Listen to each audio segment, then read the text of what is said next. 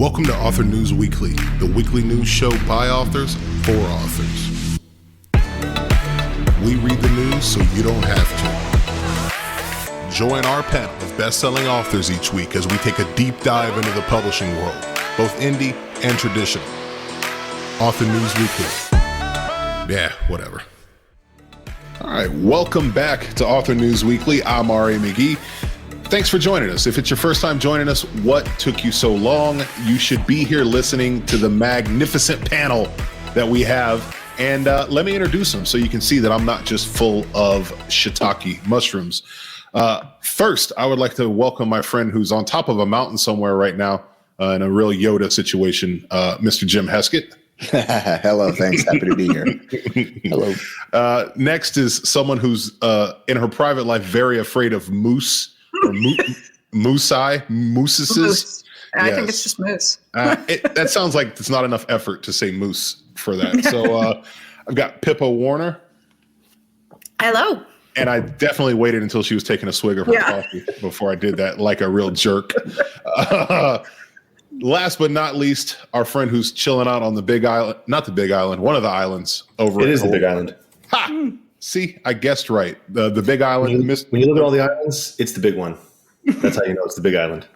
Wonderful. I'll have to get well acquainted with my geography, Mr. Nick Thacker. So, how are you guys doing? Everything good? Everything bueno? Good. All right. Good deal. All right. So here's my question before we start this week. I listened to a fight between my children, and the bad guy in Harry Potter. All right. Mm-hmm. Mm-hmm. Hard tea or soft tea? What are we going with? Hard tea. I'd always gone hard tea, but I mean, she speaks French. She's a native French speaker, isn't she? Yes. One of my children was informing the other, it's Voldemort. That's how they really pronounce it. So, I did kind of sense a Frenchness to his voice, to be fair. Yes. All right. In any event, without further ado, what do you guys say we get into the news? Let us get into the news. Wait, I've got a thing for that, I believe. Nice. We're unstoppable. I love it. All right. So the first story I got for you guys this week comes to us from Written Word Media. You guys know them as the people who have Bargain Booksy and Free Booksy, and they have put out something that's called the Author's Guide to Ebook Pre-Orders. Now, it's pretty lengthy. There's a lot of questions and strategies that they use here. So my question would be to you guys, without getting into all this, we'll have a link in there for the listeners to go check out if they want to see this article by Clayton Noblet. What do you guys think about pre-orders? Are they good? Are they bad? Are you indifferent? What do you think, Philippa? You into pre-orders? I was always into pre-orders because, I mean, if you have a link, there's a chance someone might just click it and buy the thing, which is always what you're looking for. I have heard recently that I should not be doing pre-orders on Amazon, but I still don't know why. And since I have nothing up for pre-order yet, I haven't devoted the time to figuring it out. I had heard that they are much better wide than they are on Amazon, and I haven't delved into the reasons behind that. So now I'm that person on the podcast just spreading what might be misinformation because I haven't done my research. Well, we expect nothing but that. So I guess the conventional wisdom for that would be what, guys? That if you run, because all my books are exclusive and I always run pre-orders. And the conventional wisdom is that you kind of hurt your chances at ranking highly when you launch if you've been spreading the sales out over X amount of time. Is that the deal or what? I think so. Yeah. From what I understand, Amazon does not count pre-order sales on release day. So if you're trying for rank, Amazon doesn't add those up. But according to urban legend, some other platforms like Apple Books do count those. I thought Amazon sales does count them, but not like a full sale on release day. It kind of gives you. I think I was talking to Mal Cooper about this, and Mal, sorry if this wasn't you. I thought we were chatting about it at one of the Vegas conferences, and came to the conclusion that it gives you it seems to give a bit of a boost when the sale is made, when the pre-order sale is made.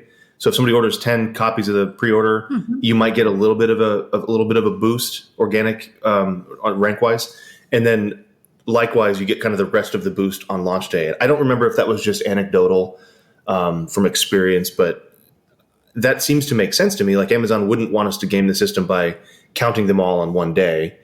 But likewise, it doesn't want to, prevent any, organic reach from getting a pre-order sale early on. I guess I don't really know. I mean, I definitely don't know. So I'm not guessing about that part. Do you know that at some of the other retailers, you, as an indie author specifically, can apply to have your book featured while it's still a pre-order? So like theoretically that could happen when you're at Amazon, except it's probably not going to happen for most indie authors. But at places like D2D, those pre-order ones are actually done via a person reading your manuscript and deciding, like, you can submit it and they can decide if they think it's great and want to feature it. And so you'll have some interesting chances that way.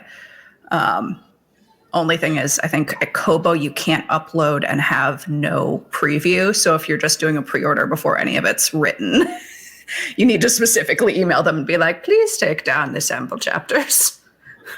Yeah. I'm only exclusive, so I can only speak to the KU thing. But the reasons there's two main reasons I've done pre-orders in the past for mine. And the first one is simply it's a hard deadline, and sometimes that's helpful for authors. You put a book up for pre-order, you can do a whole year now in advance, and so that gives you up to a year to finish the book, minus the 2 or 3 days, whatever they require beforehand.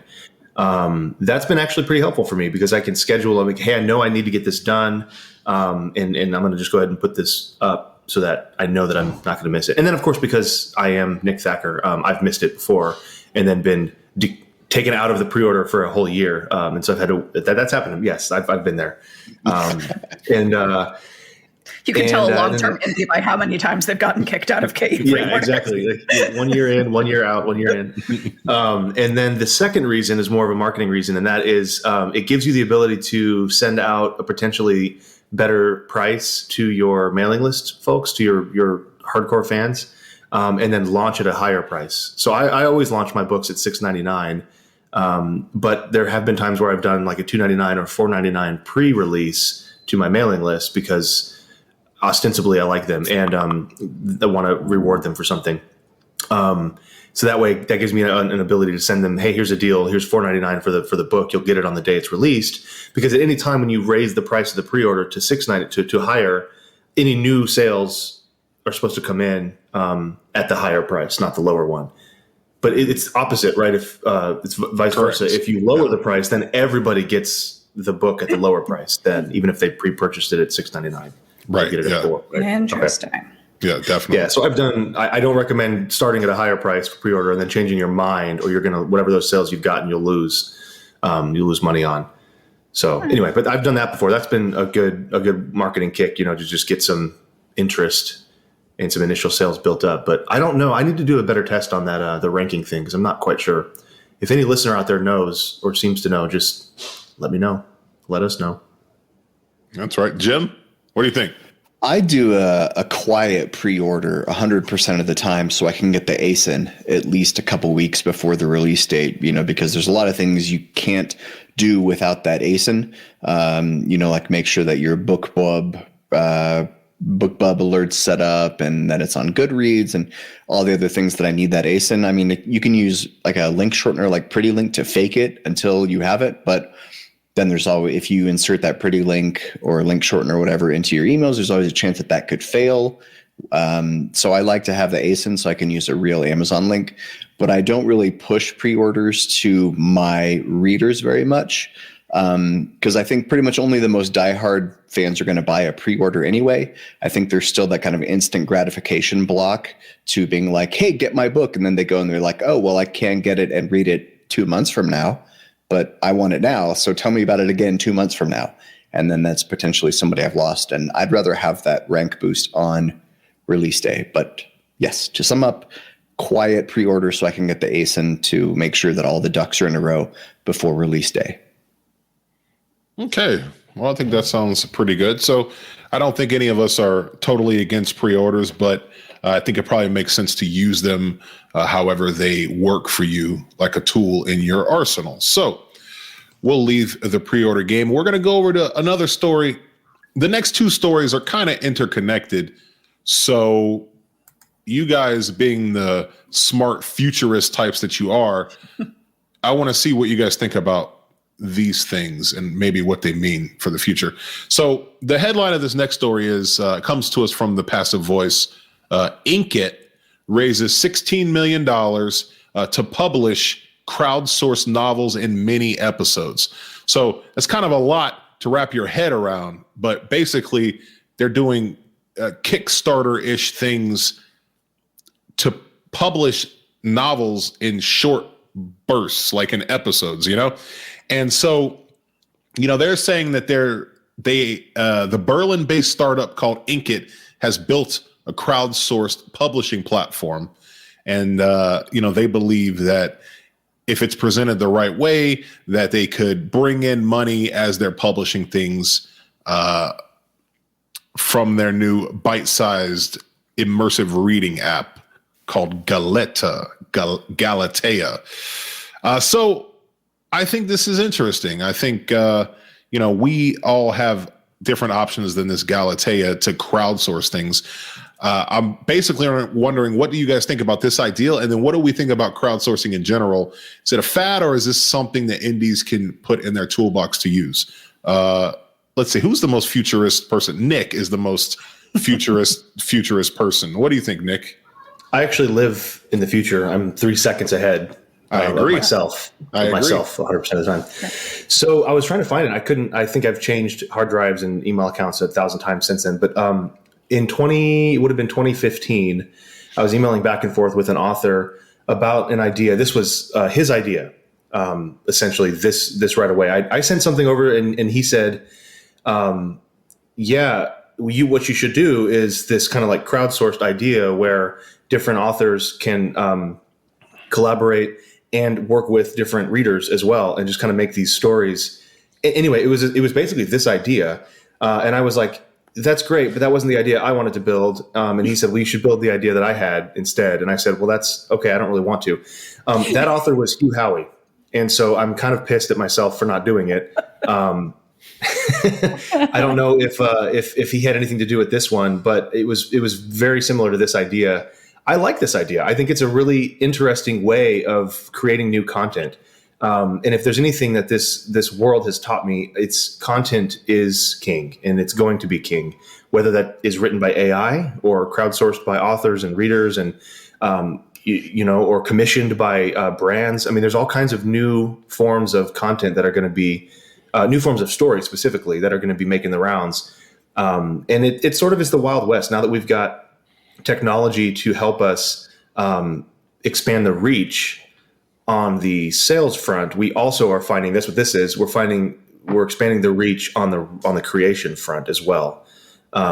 Right. So previously you'd have to know somebody in person to co-write with them. And then the internet came along. Now we don't have to know them in person. We can just interact with them remotely. And now this is like the next step of that is not only do we have to know them on the internet, not only do we not have to know them, we can have some more anonymity and some more randomness and mass appeal for that. I guess bottom line for me is I'm excited to see what this is. I might, just browse their website. If you're listening to this, just check out what they're doing. Don't have to jump in head first or anything, but this is the kind of stuff we as authors should know about and be paying attention to, because at some point we're going to be competing with robots, essentially machines that are writing stories, and we're going to be competing with crowdsourced everything. This doesn't even get into, sorry, I love futurism type stuff in self-publishing. This doesn't even get into the future of interactivity with this kind of stuff. But I think that's coming down the pike as well, where we're going to watch Netflix and it's going to be able to we can be able to create our own story essentially as we go. You say, hey, I'd really like to see, with deep faking, I'd like to see Jonathan Taylor Thomas instead of Leonardo DiCaprio in this, and go ahead, and it's going to pop it out. It was a deep pull. That was a deep pull there. Like yeah, Jonathan Taylor Thomas. I like it, man. I like it. I want to see the movie Tom and Huck, but with Josh Jackson playing the role of Huckleberry Finn, and Quentin Tarantino himself playing the role of Tom Sawyer. There you go. I like it. Tom Sawyer had become a feet movie all of a sudden. Jim went there. I implied. Oh man. Sorry, that was a very rambly long. No. I This love is this kind of stuff. Yeah, this is what I'm They're throwing interested. spaghetti at the wall, and we're going to see what's going to stick. It may not be this exact thing, but the spaghetti's been thrown at the wall, folks, and so something's going to stick, and it's going to be very different than what we're used to as writers, as creators. And I say let the people with $16 million throw the spaghetti at the wall. Heck yeah! If they want to throw some of that $16 million spaghetti toward me, I can build some cool stuff too. That's a lot of spaghetti. It's a lot of spaghetti. It's less spaghetti out here in Hawaii, but it's still a lot of spaghetti. Yes. So, what do you guys think? Anybody else have anything to add about that? Have you looked into this, or what do you think about? Have you looked into aside from the futurism aspect of it? Have you guys looked into crowdsourcing at all? Yeah. There's now for you. This is actually a really good question because I feel like the kind of stuff that you write might lend itself to crowdsourcing a little more, Pippa, because you're writing like fantasy and sci-fi. There's cool pictures and stuff you can entice people with. So, do you do anything like that? I do have a Patreon. It steadily brings in about a week's worth of grocery money per month. So, I don't want to brag, but hey, that's it's steak week, guys. Let's do this. I don't want to brag, but I do get the double stuff Oreos. Yeah, it's something I've looked into, and it's something that I really like the idea of going back and forth because it allows your readers to have more of a. I like the idea of them having more of a window into your process. It both fascinates me and terrifies me because I'm someone who doesn't want anyone to see my rough drafts, but that is what people seem to want to see and want to see the editing process and want to have a window into what's coming next and be able to weigh in on that. And I do like the idea of readers being involved in story development because stories aren't really real until people have started reading them, right? And interacting in that way. And so bringing them into the development seems like the logical next step. In this case, I'm a little put off by PG's assessment of the contract terms, but I will definitely be looking into it a little bit more and watching to see what people's experiences with them are like. Yeah, it does seem like a way that using, maybe not this one in particular, but crowdsourcing, you could, nurture those 1,000 true fans maybe a little more and give them a little more of what they're looking for, kind of set the hook a little bit more for them. All right, I'm going to get Jim's take on this next story because it's kind of related in a roundabout tertiary sort of way. So, the big bold headline on this, the above the fold headline is "The future will be monthly subscription models for authors." And this comes to us from Indies Unlimited by a fella named James Palmer. And basically, he is likening where authors are going to things like Netflix and Loot Crate and Amazon Prime. And so his question is, how can publishing get in on this kind of trend? So, he's talking about Patreon. There's some stuff about, what Dean Wesley Smith does with his own magazine that he puts out every month with stories and things like that.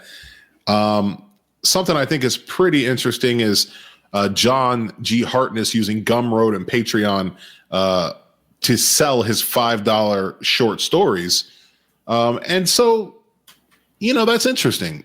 There's also, they mentioned that, if you sell through some of these roads, you can charge less because they take less money than Amazon does. So it's kind of a win all the way around.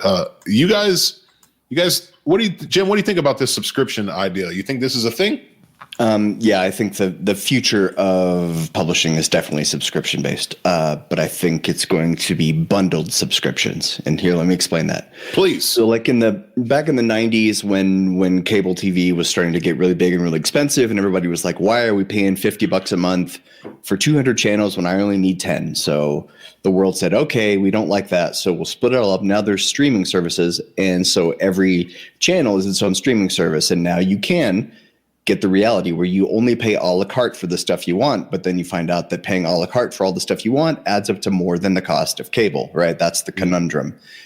And so what the streaming services are figuring that out, that not everybody wants to pay $150 a month just to be able to see every show. So they're starting to bundle. They're starting to bundle services. And what they're doing is they're bundling services just like how cable networks operate, because that's the only affordable model to get everything you want, is if everything's bundled. So in the future, I don't think if every single author has a Patreon and every single author sells that books that way, our readers are not going to be able to afford all of our books. You know, you're going to be paying, you can't pay a monthly subscription for Nick's books, a monthly subscription for RA's books, monthly subscription for every other author you like. So authors are going to come together and form like indie owned, you know, like author owned publishing collectives where you pay $10 a month and you get books from these 15 authors. I think that's the future we should work toward. Do you mean like Thriller Cartel? Exactly, like the Thriller Cartel. Yeah. So what Jim's talking about is something that, you know, he and I and a few others have been kind of working on behind the scenes, and hopefully we'll launch here in a month or so, depending on when this airs. But that's exactly where, I mean, I fully agree with you, Jim. I think that's exactly where we're going. You're going to be able to carve out, say, hey, what does $10 a month get me, Amazon? And Amazon, and I don't think it'll be Amazon, but some other platform, wherever this is, will say, okay, you can get Jim's books, Nick's books, and Kevin Tumlinson's books for $10 a month, and that is on average about one book every month. That may not be worth it to them, right? So then maybe they'll add in an author who's more prolific, has writes a little faster, and they'll kick me out, and they'll put in RA and say, okay, well now on average you can expect to get one book per month, and at any point you can go in and change your subscription to another author, you know, or maybe there's an author who's worth, and I'm putting finger quotes here, less than another author. And so, you know, for $5 a month, they're basically a $1 a month author, and you can bundle 10 of them together. I just think that there's some really intriguing possibilities there. I also think, and this is a slightly different thing. It's on the other side of it. This is how we get paid. Right now, we are getting paid from a pool model where all the money that gets paid in, I'm talking specifically Kindle Unlimited, which is a lot of us listening to the show or on the show are involved with. We all, you know, the readers pay into a pool. They're $10 a month, and that pool gets split up evenly amongst all of the pages that have been read in their system. Or in other words, all of the money gets split between all the authors in the system. And so what happens is a lot of the money goes to the authors who get read a lot, and a lot less money goes to the authors who don't get read a lot. That's all really obvious, right? But what's happening in the music world right now, SoundCloud just announced they're going to a more user-centric model where, for example, if I go on SoundCloud and I pay my $10 a month, but then I only listen to 3 bands, those 3 bands split my $10, right? So my money doesn't go to Dua Lipa or, you know, whoever the top pop EDM, you know, whatever that month is on the platform, because I didn't listen to them at all. It only goes to where I listened. The reason we can't do that yet is ostensibly what Spotify CEO came out and said is, or maybe CFO said, we can't account for that. It just costs too much manpower to be able to figure out where the money should go. So this is related because what happens in the music industry tends to happen in the book industry 10 years later. And so if these platforms move to a user-centric payment system instead of pool, I think, and it may not, again, be Amazon, but I think we're looking at a future where the authors, the small-time, you know, mid-list authors are going to get paid a lot more. And the big names that get the KU payouts every month are going to get paid slightly less. They're still going to get paid a lot of money because people are reading those books. But anyway, this is related because, because it's about books. No, I think this is all related to subscriptions, and we're talking about the futurism of this stuff. the answer to the question, how can we get the manpower to be able to figure out this payments, is you don't. You build a computer system that can do it. You build an AI that can figure this out. This is all going to be software run, and we're going to have faster computers and they'll be able to just easily manage this. I find it a little hard to believe that that was the reason they said they didn't do it already. It's obviously, to me, something different. But although it does make me wonder about the whole, like, this is what you listened to last year, if that was like part of their, all right, so we're delving into this, and I bet we could package this nicely for social media. Yeah, I understand there's a little bit more of an accounting burden on this side, because they're just showing you what you listen to, that's already in their system. They just kind of make a dashboard and show us that. There's an extra step here of paying the authors or the artists based on that. But I think that's where we're going. I think it's a much more fair model in general. You know, your money should be split amongst, in Kindle, the money, the books that I read, those authors should get paid my $10 subscription every month, right? I mean, I understand the pool system. There's nothing inherently wrong with it, but I think this is more fair. So I think what Jim's talking about, 100% I agree with. I'm also adding, I think this is where subscription model is going for people, for creators. I like it. I like it. Another way for me to have books that are piling up that I don't read. My endless to be read list. Yes, I've got my very own slush pile, and I just can't get through it. All right, so that's good. I think that there are definitely some things that we got to keep an eye out on, and there's some things to be optimistic about going forward for us as indie authors. Let's go on to kind of a weird story here. It comes from The Guardian, I guess. There's an author that they have been speaking with named Raven Leilani, and I guess she came out with a book named Luster, a book called Luster. I'm not here saying yay or nay on Luster, so if you want to read it, it's about a young black woman who has an affair with a middle-aged white man and lives with their family while they cheat. I don't know, I guess that's steamy, but what caught me as interesting about it is she says that she learned about storytelling from Final Fantasy games. And that kind of piqued my interest a little bit. I think that that's kind of interesting. You know, I know that we're always talking about, you know, refilling the creative well and reading books and watching movies and trying to, you know, ingest stories that way. But I've never really thought about video games as an avenue. What do you guys think about that? You think that there's enough? Are we living in a world where the video games are so content heavy that people are learning how to write books from them? And if so, have you learned anything from any of the video games that you've played? Let's see, who plays? Pippa, you're a gamer. I know deep down you're a gamer. So what do you think about this? Well, there's a couple of things. First of all, absolutely the games are story heavy enough for that sort of thing. And some of my favorite, most heartbreaking, most amusing story moments that I can remember have come from various video games that I've been playing. One of the things, though, is definitely, it's like when you, for anyone who's done the whole Save the Cat screenwriting into novel writing method, you realize that, for instance, there are a lot fewer beats in most movies than there are in most novels. And so it doesn't translate exactly over. You need to spin things out into more scenes. And in the same way, there are some differences in storytelling between video games and books. And one of those things is you can often shorthand a lot of emotional moments, because even if all you're doing is pointing and clicking, or you've done a battle to get to something, you are so much more invested. And you feel a lot more in charge of the story and part of the story. And so some arcs that work in video games need to be adapted very differently in novels. But in general, I'm hugely in favor of people busting open new storytelling methods by mixing genres. I think that's great. And some of the stuff that's coming out in video games for how to tell stories and challenging all of the, what do you need to make a story and what should the structure be and things like that is huge. I mean, looking at games like Mass Effect, for instance, where they've tailored a story that hangs together tightly with a whole bunch of missions going in any which order, that's an incredible storytelling feat.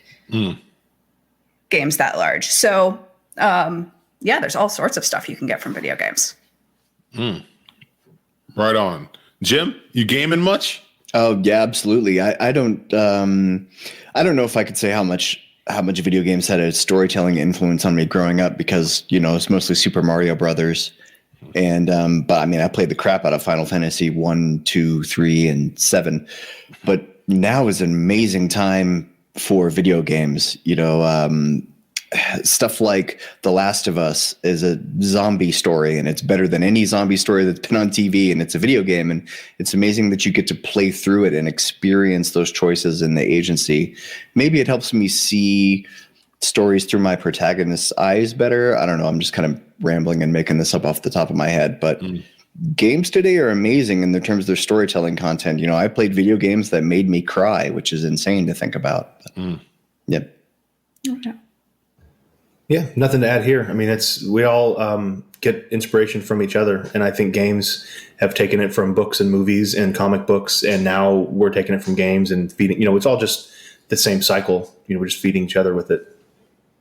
Awesome. Yeah, that sounds good, man. I agree. Wherever you can get some inspiration and some ideas from, I am all for it. So I'm kind of looking at the time here, and I think we are going to start wrapping it up. Before I do that, does anyone have anything they want to add about any of the stories that we got into? No, sometimes we get staircase wit, and I don't want you guys to miss out on the chance. All right. Seeing as there is nothing, after we talk about all our stories every week, you guys know a little thing I like to do is hear something good for the week from somebody. So does someone have something good in any facet to tell me about this week, to perk me up, to get me through the next week? There was a surplus of COVID shots at the Minneapolis VA last Friday, and we got my husband the last one. Oh. We had a whole set of friends that called us until one of us picked up and got us on the phone to call the VA. So we feel quite lucky. I thought you were going to say there was a surplus, so they just handed them out, and you guys had like lawn dart type COVID vaccine wars in the front lawn. We chase around anti-vaxxers just with darts. Throw them at the people holding signs on the side of the highway, right?